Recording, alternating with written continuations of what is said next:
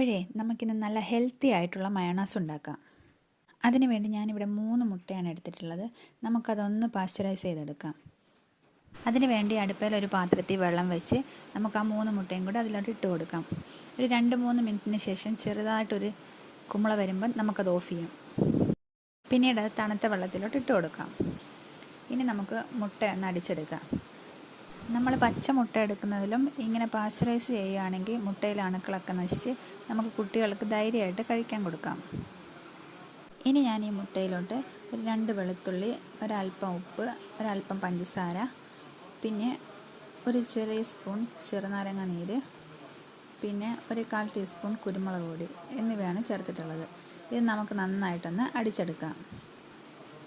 ഇതൊന്ന് അടിച്ചതിന് ശേഷം ഞാൻ ഇതിനകത്തോട്ട് ഓയിൽ ഒഴിച്ചു കൊടുക്കുകയാണ്.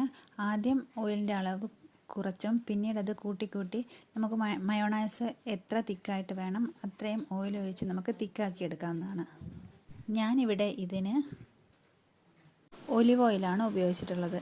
അപ്പം അത് നമുക്ക് നല്ല ഹെൽത്തി ആയിട്ടിരിക്കും. കുട്ടികൾക്ക് കൊടുക്കാനാണെങ്കിലും നല്ല ഹെൽത്തി ആയിട്ടുള്ള മയോണൈസാണിത്.